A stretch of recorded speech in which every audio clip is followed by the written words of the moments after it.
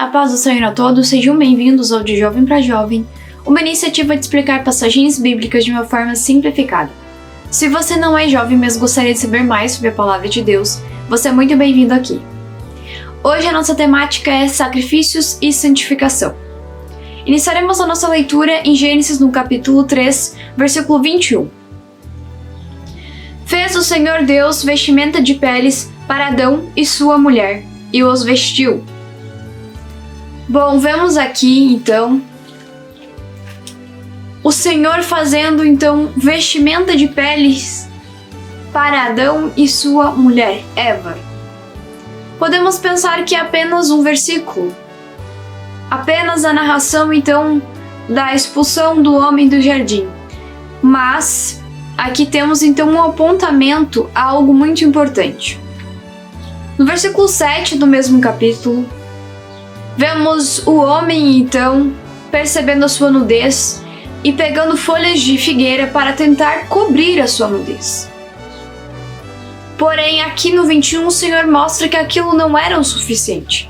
Era necessário então que tivesse as vestimentas de peles.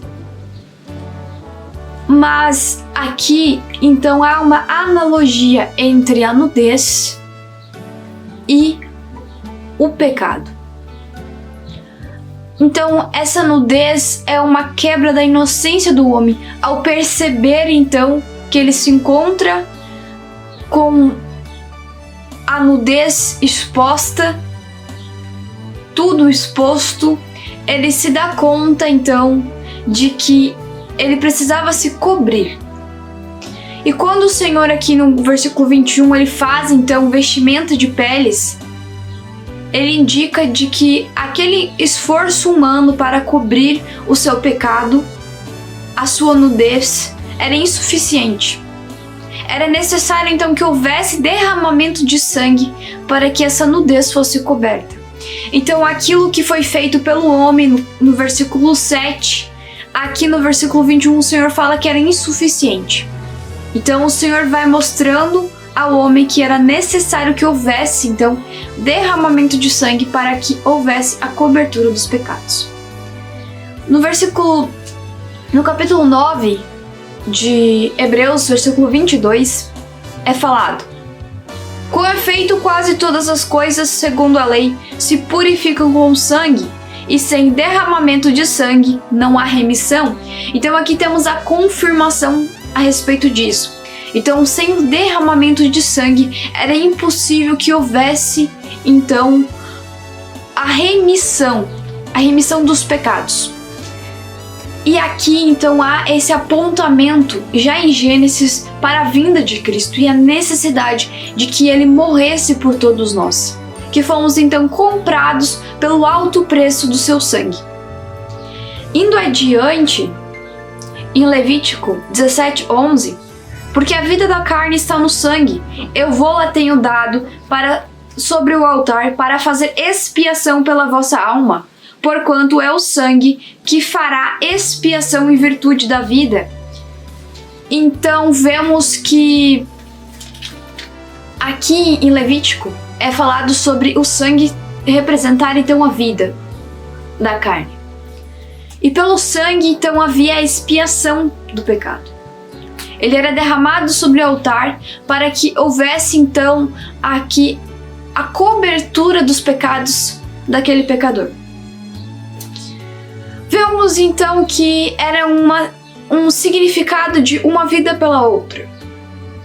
Vemos que no Antigo Testamento é descrito que haveria de ser colocada a mão sobre o animal, transferindo então assim a culpa. A consciência do pecador então era limpa através dessa cerimônia, onde a pessoa colocava a sua mão sobre o animal e transferia então a sua culpa, sacrificando ele, e o sangue derramado então era a forma de remir esses pecados. Era algo inegociável, então era algo que deveria acontecer. Mas esses sacrifícios animais, eles eram insuficientes e imperfeitos. Não era o suficiente para que houvesse realmente a remissão de pecados. E sim, eram então uma cobertura, uma limpeza da consciência daqueles que haviam pecado. era então para que eles se sentissem que fui perdoado. Mas eles ocorriam então ano após ano e sempre os mesmos sacrifícios, pois era insuficiente. Já o sacrifício de Cristo foi perfeito e suficiente. Vemos então em Hebreus 10, 1 ao 6, ora, visto que a lei tem sombra dos bens vindouros, não a imagem real das coisas, nunca jamais pode tornar perfeitos os ofertantes, com os mesmos sacrifícios que ano após ano, perpetualmente, eles oferecem. Doutra sorte, não teriam cessado de ser oferecidos, porquanto os que prestam culto, tendo sido purificados uma vez por todas, não mais teriam consciência de pecados. Entretanto, nesses sacrifícios faz-se recordação de pecados, todos os anos, porque é impossível que pelo sangue de touros e de bodes remova pecados. Por isso, ao entrar no mundo, diz: sacrifício e oferta não quisestes, antes um corpo me formastes. Não te deleitastes com holocaustos e ofertas pelo pecado. Então vemos aqui em Hebreus 10, 1 ao 6, que realmente os sacrifícios eles eram insuficientes. Eles ocorriam ano após ano e faziam então aqui uma recordação aos pecados, pois eles sempre ocorriam, a pessoa sempre então tinha que pagar pelos aqueles pecados e não havia uma remissão, a cobertura real dos pecados. A lei e os sacrifícios então, eles eram sempre rígidos a respeito do que deveria ser feito. Havia uma complexidade. Até mesmo o altar era purificado para que houvesse então a expiação pelos pecados. Não era uma cerimônia simples. Era feito todo um processo de purificação e santificação do altar, daqueles que participariam e fariam os sacrifícios pelo povo, para que assim então houvesse realmente a remissão, pois até mesmo o sumo sacerdote ele havia pecado, ele tinha pecados, ele necessitava então ser purificado também, para que assim ele estando purificado pudesse então fazer a expiação pelo povo. Em Levítico 16, do 15 ao 16, depois imolará o bode da oferta pelo pecado, que será para o povo, e trará o seu sangue para dentro do véu, e fará com o seu sangue como fez com o sangue do novilho. Aspergi-lo-á no propiciatório e também diante dele.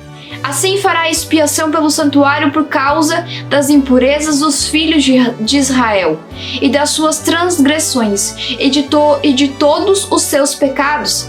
Da mesma sorte fará pela tenda da congregação que está com eles no meio das suas impurezas. Em Levítico 8, 14, 15. Então fez chegar o novilho da oferta pelo pecado, e Arão e seus filhos puseram as mãos sobre a cabeça do novilho da oferta pelo pecado, e Moisés o imolou, e tomou o sangue, e dele pôs com o dedo sobre os chifres do altar, em redor, e purificou o altar. Depois derramou os restos do sangue à base do altar, e o consagrou para fazer expiação por ele. Então vemos aqui que até mesmo Arão e seus filhos, aqui sendo então consagrados ao serviço, eles deveriam ser purificados. Então até mesmo a tenda da congregação era purificada. Então havia então uma necessidade de tudo ser purificado, pois neles havia então impurezas, eles não eram puros. O que difere então de Cristo? Cristo sendo puro, sendo o sacerdote perfeito, o sacrifício perfeito. Nele não havia pecados. Por isso o seu sacrifício então foi uma vez por todas, comprando todos nós pelo seu sangue. Quando vamos em Hebreus 10, 11, ora, todo sacerdote se apresenta dia após dia a exercer o serviço sagrado e a oferecer muitas vezes os mesmos sacrifícios, que nunca jamais podem remover pecados. Então eles se apresentavam ano após ano, sempre fazendo os mesmos sacrifícios, que não eram suficientes, mas o sacrifício de Cristo sim era suficiente. Ele sendo o sumo sacerdote perfeito, puro, sem mácula, sem manchas. Hebreus 9, 11 e 12. Quando, porém, veio Cristo como sumo sacerdote dos bens já realizados, mediante o maior e mais perfeito tabernáculo, não feito por mãos, quer dizer, não desta criação, não por meio de sangue de bodes e de bezerros, mas pelo seu próprio sangue, entrou no Santo dos Santos, uma vez por todas, tendo obtido eterna redenção. Então, o Senhor mesmo, ele se entregou. Ele foi o sumo sacerdote puro e ao mesmo tempo o sacrifício perfeito, morrendo então por todos nós, para que houvesse então a remissão dos pecados. E através do seu sacrifício que a gente pudesse então ter acesso à vida eterna, à salvação. Sermos então reconciliados com Deus. Em Hebreus 10, 12 ao 14, Jesus, porém, tendo oferecido para sempre um único sacrifício pelos pecados, assentou-se à destra de Deus, aguardando daí em diante até que os seus inimigos sejam postos por estrado dos seus pés, porque com uma única oferta aperfeiçoou para sempre quantos estão sendo santificados. Vemos então que pelo sangue de Jesus somos santificados. Então todos nós necessitamos dessa santificação. Não somos santos, mas somos santificados por meio do sangue de Jesus. Então, quando vemos que o sacrifício de Jesus ocorreu uma vez e esse único sacrifício, essa única oferta agradável a Deus foi suficiente, vemos o alto preço que foi pago lá na cruz. Jesus pagou um alto preço por todos nós. Quando Deus enviou o seu Filho unigênito, por amor ao mundo, por amor a todos nós, ele estava pagando um alto preço, então, pelas nossas almas, para resgatar as nossas almas. Em Hebreus 9, 26 ao 28, ora, neste caso seria necessário que ele tivesse sofrido muitas vezes desde a fundação do mundo. Agora, porém, ao se cumprir os tempos, se manifestou uma vez por todas para aniquilar pelo sacrifício de si mesmo o pecado. E assim como os homens está ordenado morrerem uma só vez, vindo depois disso o juízo, assim também Cristo, tendo se oferecido uma vez para sempre para tirar os pecados de muitos, aparecerá segunda vez sem pecado aos que o aguardam para a salvação. Hebreus 10, 16 ao 18. Esta é a aliança que farei com eles depois daqueles dias, diz o Senhor. Porém no seu coração as minhas leis e sobre a sua mente as inscreverei. Acrescenta, também de nenhum modo me lembrarei dos seus pecados e das suas iniquidades para sempre. Ora, onde há remissão destes, já não há oferta pelo pecado. Então, aqui em Hebreus 9, 26 ao 28, a gente vê que o Senhor Jesus, ele morreu uma vez, apenas uma vez. Esse sacrifício único foi o suficiente, pois ele era puro. Ele veio então em figura humana, sendo filho de Deus, mas em figura humana, a morrer por todos nós. Então, o seu sacrifício foi suficiente, por isso ocorreu uma única vez. Ao contrário dos sacrifícios animais que ocorriam então ano após ano, por serem insuficientes, por isso eles se repetiam. Já o sacrifício de Cristo, sendo perfeito, ocorreu uma única vez.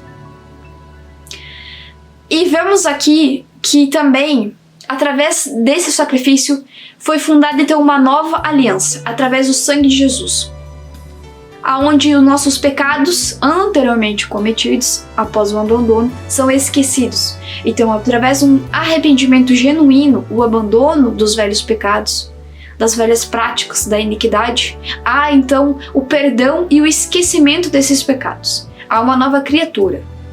E através disso, então, temos acesso a Deus.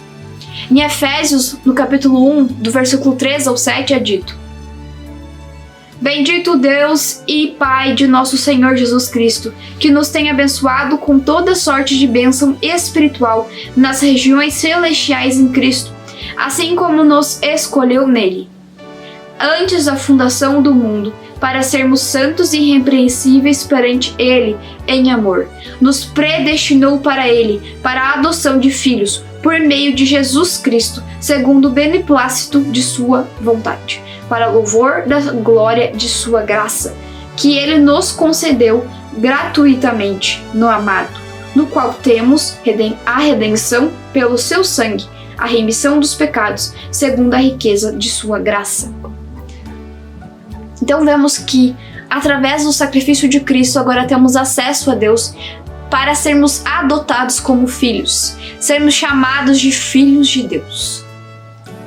E também vemos que, através do seu sacrifício, então temos acesso à remissão dos pecados, o perdão pelos pecados. E anteriormente vimos que aonde há, então, esse sacrifício, não há mais necessidade de haver outros sacrifícios. E esses sacrifícios, então, não são mais necessários ir até o templo. Então, ter esse destino de, ano após ano, ir ao templo, comprar um animal pelo pecado, fazer o sacrifício.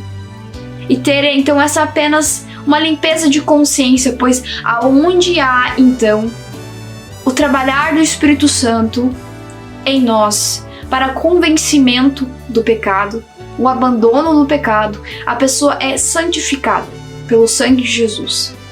Sendo então desnecessário que a pessoa vá até o templo sacrificar, pois o sacrifício de Deus, enviando o seu Filho a morrer por todos nós, enviando o seu Filho como sacrifício perfeito, foi o suficiente. Então vemos que dentro dessa nova aliança somos chamados a ser filhos de Deus. E quantos quiserem ir até Deus e serem seus filhos, devem então abandonar os seus pecados para serem santificados pelo sangue de Jesus, para haver assim então a santificação. O sacrifício de Cristo, através dele, vem então a santificação de nós, dentro da nova aliança, firmada por meio do seu sangue. Então vemos aqui que o sacrifício de Jesus foi o suficiente. Mas de nós há então algo muito necessário, que é a renúncia dos desejos da carne, para que venhamos agradar a Deus. Então ter fé e renunciar à carne para agradar a Deus e prestar então um culto agradável a Ele. Bom, eu espero que essa mensagem tenha falado aos vossos corações. Voltamos então no próximo domingo com mais uma mensagem. Que Deus abençoe a todos. Até domingo.